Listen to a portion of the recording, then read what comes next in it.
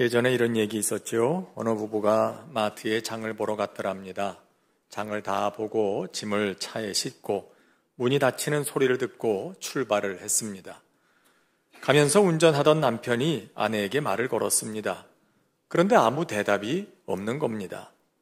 아하, 피곤해서 잠이 들었나 보다 했습니다. 그래도 혹시나 해서 뒤를 돌아봤더니 불사 차 안에는 아무도 없는 겁니다. 무슨 일이 있었던 걸까요? 당연히 뒤에 탔을 줄 알고 문 닫는 소리만 듣고 출발을 했는데 그만 아내를 주차장에 두고 왔던 겁니다. 부랴부랴 돌아가서 아내를 태우고 오기는 했습니다만은 다음 상황은 아마 말씀드리지 않아도 다 상상이 가는 일이 아닐까 합니다. 웃을 수도 울 수도 없는 상황이죠.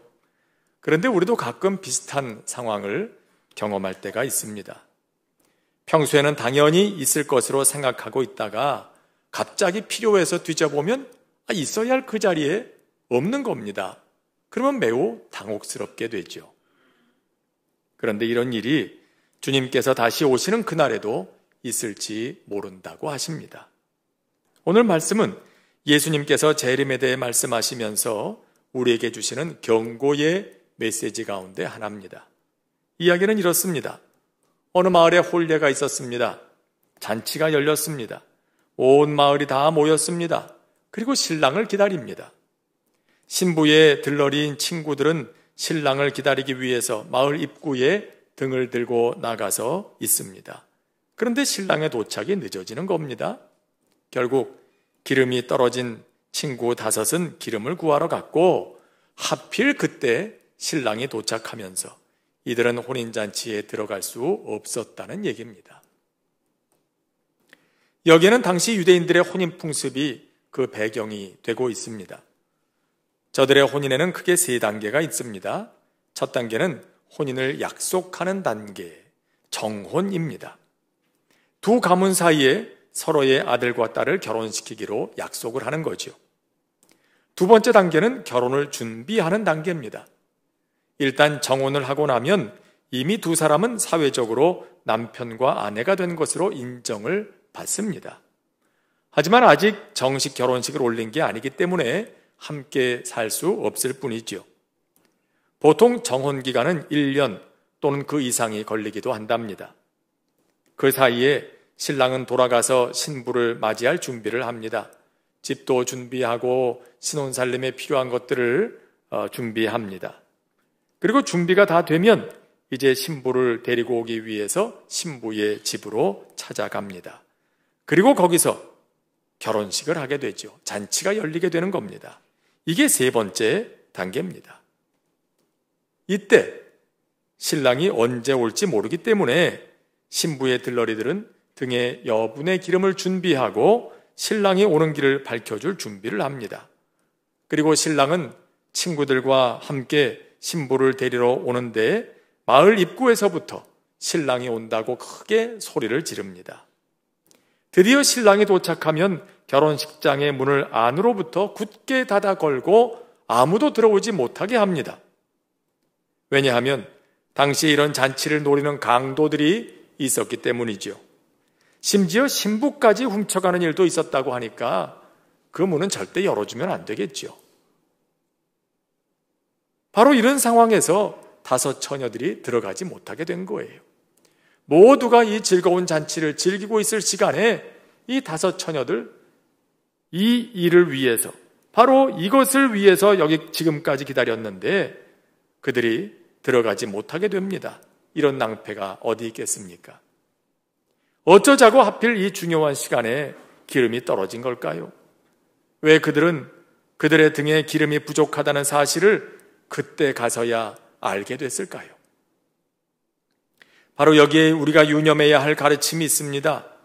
다시 오실 주님을 기다리는 사람의 자세가 어떠해야 할지 우리 자신을 돌아보는 것입니다. 바로 여기에 5 처녀의 실수가 있습니다. 그들 자신을 돌아보지 못했습니다. 자기가 들고 있는 등이 지금 어떤 상태인지를 미리 살피질 못했던 겁니다. 당연히 남이 가진 등에 기름이 있으니까 자기 등에도 기름이 있을 거라 생각했죠. 함께 노래하고 춤추고 즐기는 동안에 기름이 충분히 있는지 살펴보지 못했던 것입니다. 여러분, 신앙생활한다는 건 뭘까요? 그저 주일이면 예배당에 나와서 예배드리고 기도하고 말씀 읽고 가끔 봉사도 하고 그러면 신앙생활 잘하는 걸까요? 물론 이것이 이런 삶이 곧 신앙생활이기도 합니다. 하지만 신앙생활의 본질은 하나님 앞에서 우리 자신을 끊임없이 살펴보는 것입니다. 기도하면서 말씀을 읽으면서 봉사하면서 예배하면서 하나님 앞에서 우리 스스로를 돌아보는 삶을 사는 것입니다. 그럴 때 우리 안에 계시는 성령님께서 우리를 변화시켜 가십니다. 거룩하신 하나님의 형상을 담게 하십니다. 그리고 하나님과 함께 영생을 누리기에 합당한 모습으로 바꾸어 가십니다. 그래서 야고보 사도는 야고보서 1장에서 말씀을 듣는다, 말씀을 본다 하는 것은 마치 사람이 거울로 자기 얼굴을 비추어 보는 것과 같다, 그렇게 얘기했어요. 여러분은 오늘도 이 자리에 오시기 전에 거울 한 번쯤은 다 들여다보고 오셨을 줄로 압니다. 저도 거울을 봤습니다. 머리는 잘 빗었나, 넥타이는 잘 맸나, 수염은 깨끗하게 깎았나 잘 살펴봅니다. 그리고 혹시라도 옷이 어딘가 삐뚤어진 곳이 있지는 않은가, 혹시 잘못된 곳이 있으면 그 거울을 쳐다보면서 고치는 거지요. 그러기 위해서 거울을 보는 것 아니겠습니까? 우리 신앙생활도 그렇다는 겁니다. 기도하는 것도 예배드리는 것도 하나님의 말씀을 듣고 읽고 또 묵상하는 것도 다 그렇게 우리 자신을 돌아보기 위해서 하는 겁니다. 그것을 거울 삼아서 거기에 비춰지는 우리의 모습을 살피면서 혹시 부족한 것은 없나, 잃어버린 것은 없나, 삐뚤어진 것은 없나, 내 등의 기름은 충분한가, 그렇게 살펴보는 거죠. 그렇게 우리 자신을 돌아볼 때 하나님께서 우리에게 주시는 유익이 있습니다. 그것은 다음과 같습니다. 첫째, 자신을 돌아볼 때 우리는 지혜를 얻게 됩니다. 아무리 많은 지식을 가졌어도 자신을 돌아볼 줄 모르는 사람은 어리석은 사람이 될 뿐입니다. 중국의 사상가 증자라는 사람이 있죠. 이 사람은 하루에 3번씩 자신을 돌아보아서 반성하는 그런 것으로 유명한 사람입니다. 나는 오늘 다른 사람들을 최선을 다해서 도왔는가? 친구들과 이웃들에게 신뢰를 얻을 만한 삶을 살았는가? 내가 배운 것을 몸에 잘 익혔는가? 이 3가지를 늘 돌아보았다고 하죠. 그래서 바로 여기서 여러분 잘 아시는 1일 3성, 하루에 3번 자신을 돌아본다라는 말이 생기지 않았습니까? 어쩌면 그가 그렇게 많은 사람들의 스승이 되고 또 오늘까지도 그의 이름이 남게 된 것은 이와 같이 스스로를 돌아볼 줄 아는 그의 자세 때문이 아니었나 생각해 봅니다. 예수님께서도 제자들에게 이렇게 말씀하셨습니다. 실로암 망대가 무너져서 많은 사람들이 죽은 것을 보고 제자들이 말합니다. 아이고, 그 사람들 무슨 죄가 많아서 그렇게 죽었나? 그 말을 들으신 예수님께서 이렇게 말씀하시죠. 그들이 너희보다 죄가 많아서 죽은 줄 아느냐? 너희도 회개하지 않으면 그렇게 망할 거다. 무슨 말씀입니까? 남 얘기할 거 없다. 그들이 당한 일을 보았거든 너희도 너희 자신을 돌아보라는 말씀이죠. 남의 죄에 따지는 동안에 자기가 어떤 죄인인지 모르게 됩니다. 남에게 없는 것, 그것 따지는 동안에 정작 자기에게도 꼭 있어야 할 것이 없다는 사실을 모르게 됩니다. 어리석어지는 거죠. 그렇기 때문에 자신을 돌아보는 것의 첫 번째 유익은 지혜를 얻게 된다는 겁니다. 둘째는 사람들과의 관계에서 덕을 세우게 됩니다. 기도하면서 말씀을 묵상하면서 예배하면서 봉사하면서 더 자신을 살피면 우리는 그만큼 더 겸손해질 수밖에 없습니다. 그리고 지혜로워집니다. 그리고 사람들 사이에 덕을 세우게 되지요. 그런데 도리어 기도할수록, 말씀을 많이 읽을수록, 많이 예배할수록 더 마음이 좁아지고 강팍해지고 교만해져서 남을 더 판단하게 될 때가 있습니다. 남에 대해서 이렇다 저렇다 말이 많아집니다. 정죄합니다. 그러면 누군가에게 상처를 주게 돼 있죠. 관계는 불편해지게 마련입니다. 누가 그런 사람과 함께 있고 싶겠습니까?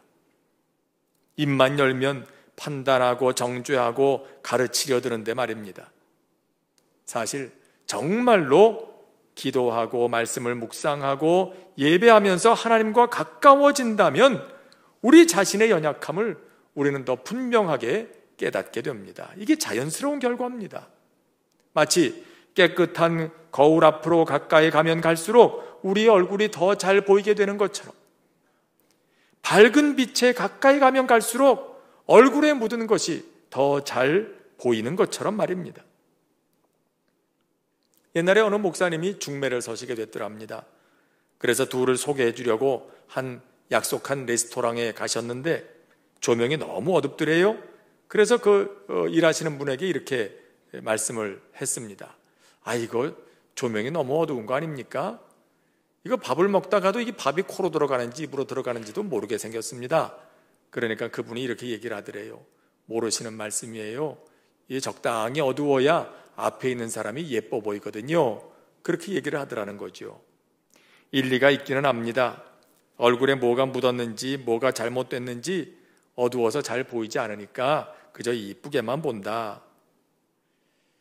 오래전에 제가 중등부 지도할 때 교사회의를 하는데 어느 선생님이 시간에 늦어서 서둘러서 시간 맞춰 오느라고요, 양쪽 눈썹을 다른 색깔로 칠하고 오셨더라고요. 이런 것도요, 어두우면 이게 무슨 색깔인지 보이지가 않는 거예요. 밝은 빛에 비춰봐야 이게 색깔이 다르구나, 그리고 고쳐 바를 거 아닙니까? 어두우면 보이질 않아요. 하지만 밝은 빛 아래에선 다 드러나게 돼 있죠. 거룩하신 하나님, 진리이신 하나님 앞으로 가까이 가면 갈수록 죄인인 우리의 민낯은 숨겨질 수 없이 드러나게 돼 있어요. 자연스러운 거예요. 전에는 몰랐는데 내가 얼마나 큰 죄인인지를 비로소 알게 됩니다. 그리고 그런 나를 구원하시려고 생명을 주신 하나님의 사랑이 얼마나 큰 것인지를 깨닫게 되죠. 그렇기 때문에 내가 죄인이라는 사실이 날이 갈수록 더 커 보이고, 동시에 그런 죄인을 사랑하셔서 구원하신 하나님의 놀라운 은혜가 갈수록 더 크게 보인다면, 그렇다면 그건 신앙생활의 방향이 매우 잘 돼 있는 겁니다. 하지만 그 반대라면, 점점 더 내가 더 의롭게 보이고 나의 죄가 점점 더 보이지 않게 된다면 이건 뭔가 잘못된 겁니다. 뭔가 잘못된 방향으로 가고 있는 겁니다. 돌아보아야 할 때죠. 더 늦기 전에 말이에요. 하나님 앞에서 우리 자신을 돌아볼 때 우리는 비로소 사람들과의 관계에서도 덕을 세우게 됩니다. 셋째는 영적인 유익을 얻게 됩니다. 하나님과의 관계가 시원하게 뚫리게 된다는 뜻입니다.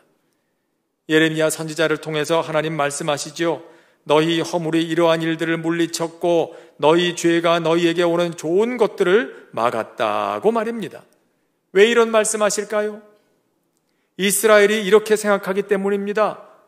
우리가 힘든 것은 이웃나라가 자꾸 우리를 못살게 굴고 하나님마저도 우리에게 무관심하시기 때문이다. 하지만 사실 문제는 하나님과 저들 사이가 꽉 막힌 데 있었죠. 무엇 때문에 막혔습니까? 저들의 불의함, 저들의 패역함, 저들이 가나안 사람들처럼 되어서 우상 숭배에 빠진 바로 그것 때문이었죠. 그런데 저들은 그런 자신을 돌아보지는 않고 다 이게 다른 나라 탓이고 하나님의 무관심 때문이다 라고 얘기하고 있는 겁니다. 그래서 말씀하시는 거죠.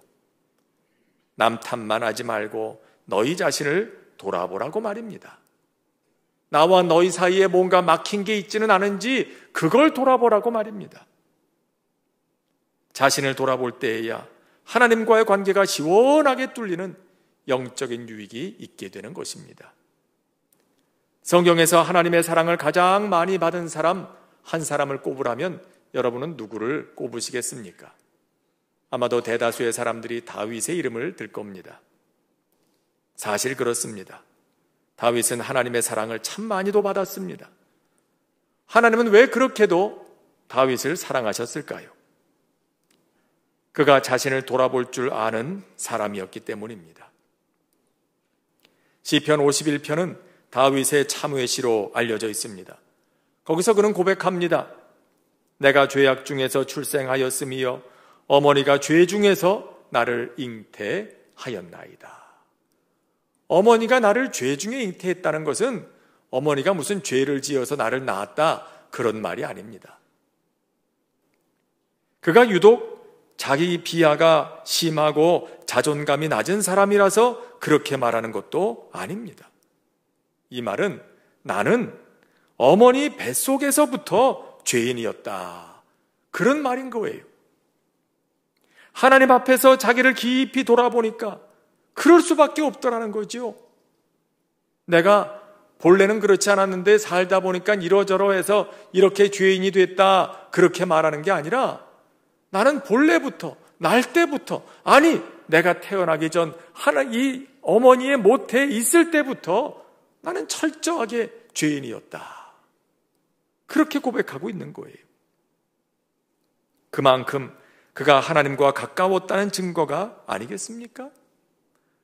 진리의 밝은 빛 앞에 누구보다 가까이 갔기 때문에 다른 사람들 눈에는 보이지 않는 자기의 작은 죄까지도 다 드러나고 보이고 있는 거예요. 아, 그만하면 됐죠, 훌륭합니다, 그렇게 얘기하는데 다윗은 아니라는 거예요. 하나님의 밝은 빛 앞에 가까이 갔기 때문이죠. 이렇게 자신을 돌아보는 다윗을 하나님께서 사랑하실 수밖에 없습니다. 그를 신뢰하십니다. 그와 함께하기를 기뻐하셨습니다. 이런 말도 있죠. 천국에 가면 전부 죄인만 있고 지옥에 가면 전부 의인만 있다. 여러분, 모순되는 말 아닙니까? 우리가 상식적으로 알기에도 천국에는 의인이 가고 지옥에는 죄인이 가는 건데 어째서 천국 가면 죄인만 있고 지옥 가면 의인만 있다는 걸까? 이유는 이렇습니다. 천국에서 만나는 사람들은 하나같이 나는 천국 올 자격 없는 죄인인데 전적으로 하나님의 은혜로 여기 왔다, 그렇게 생각합니다. 그런데 지옥에 있는 사람들은 나는 지옥에 올 만큼 잘못한 것도 없는데 나 같은 사람은 수백 번 천국 가도 모자란데 왜 내가 지옥에 와 있느냐, 그러면서 원망을 합니다. 하나님께 할 말 많다고 삿대질을 합니다. 무슨 차이가 있을까요? 이 사람들은 왜 이런 차이가 생긴 걸까요? 지옥에 있는 사람들은 자기를 돌아볼 줄 몰랐던 사람들입니다. 애통해야 하지만 자기의 죄 때문에 애통한 것이 아니라 억울함에 애통하고 세상이 썩었다고 애통하고 다른 사람들 회개하게 해달라고 애통하며 하지만은 그러나 정작 자신은 회개할 줄 몰랐던 사람들이죠. 회개가 없으니 구원도 없는 겁니다. 예수님께서 십자가에서 흘리신 피가 그와는 아무 상관이 없게 되는 거죠. 하나님과의 관계가 늘 꽉 막혀 있는 겁니다. 반대로 천국에 있는 사람들은 어떻습니까? 언제나 하나님 앞에서 자신을 돌아볼 줄 알았던 사람들입니다. 하나님 앞에 설 때마다 자신의 죄가 보이고 자신의 연약함이 보이고 그래서 가슴을 치며 애통했던 사람들이죠. 자기 코가 석자이기 때문에 다른 사람의 죄를 정죄할 틈도 없이 그렇게 살았던 사람들입니다. 그렇게 회개하는 사람들, 하나님의 은혜를 입게 되지요. 주님의 피로 정결케 하심을 입습니다. 내 앞에 천국문이 열립니다. 하늘의 은혜가 임하게 되는 것입니다. 여러분, 신앙이란 곧 끊임없는 자기 성찰입니다. 하나님 앞에서, 그분의 말씀 앞에서 끊임없이 자신을 돌아보는 것입니다. 거룩하신 하나님 앞에 자신을 돌아보고 날마다 우리를 새롭게 하시는 성령의 역사를 의지하면서 우리 자신을 새롭게 해 가는 것입니다. 그런 사람에게 주님께서는 하늘의 신령한 은혜를 넘치도록 부어 주시는 것이지요. 혹시 우리에게도 등은 있는데 정작 기름이 모자란 건 아닐까요? 꼭 있어야만 했는데 없는 줄 모르고 있는 그런 것이 있지는 않습니까? 주님 오시기 전에 잘 살펴봐야 되겠습니다. 당연히 있을 줄 알고 있다가 정작 주님 만나러 간 그 시간에 그게 없다면 낭패가 아니겠습니까?